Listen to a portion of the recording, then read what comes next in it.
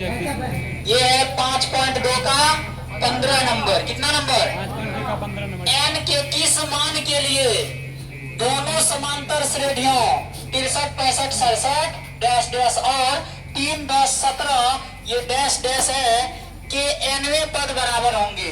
यानी कहने का मतलब है कि n के किस मान के लिए, यानी n का मान कितना होगा जो इनके nवें पद बराबर होंगे। यानी कितने पद इसमें होंगे जो इसका अंतिम पद दोनों जो होगा क्या होगा? बराबर होगा। nवें पद का मतलब अंतिम पद।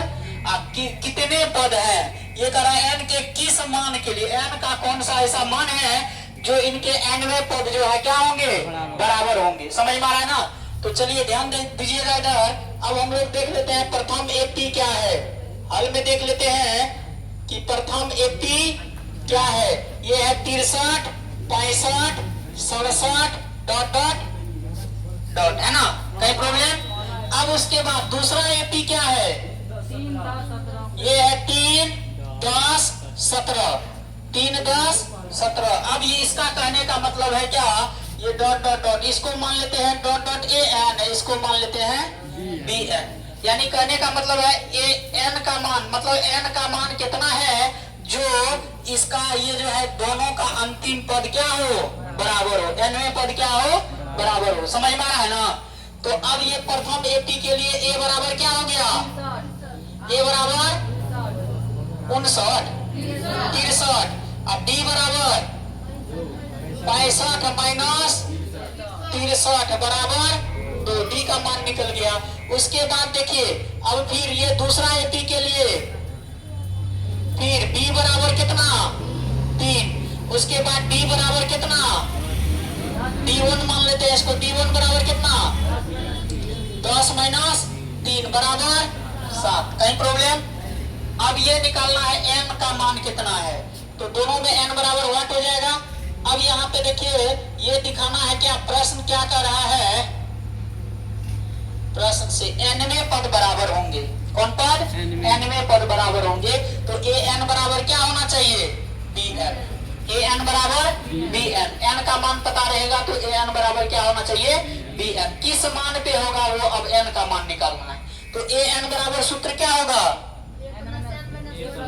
a plus n minus 1 into b बराबर bn का मान b plus n minus 1 into d1। कहीं दिक्कत? चलिए अब देखिए a का मान पता है कितना? 63 प्लस n का मान नहीं पता है।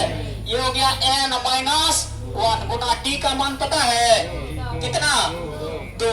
उसके बाद बराबर d का मान पता है कितना? 3। उसके बाद प्लस n माइनस 1 फिर d1 का मान पता है? d1 का मान 7। अब चलिए ये हो गया 63 प्लस 2n माइनस 2 ठीक बराबर 3 प्लस 7n माइनस 7। ठीक है ना? कहीं दिक्कत? अब चलिए n वाला को एक तरफ कर ले, n वाला को एक तरफ कर लेते हैं। ये हो गया 63 माइनस 2, इधर से 3 आएगा माइनस 3, इधर से 7 आएगा प्लस 7, इधर बच गया 7n। ये 2n इधर कौन चीज में है? प्लस में। इधर आएगा तो माइनस 2n। अब चलिए ये हो गया 7, 63, 7, 70। कितना हो गया? 63 में 7 जुटेगा ना, 70 में से कितना घटेगा? 5। कितना बचेगा? 65। कितना बचेगा? 65 बराबर 7n में से 2n गया 5n। कितना बचा? n बराबर कितना? 65 बट्टे 5 बराबर 13। अतः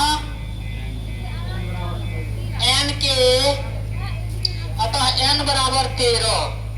n बराबर 13 पर दोनों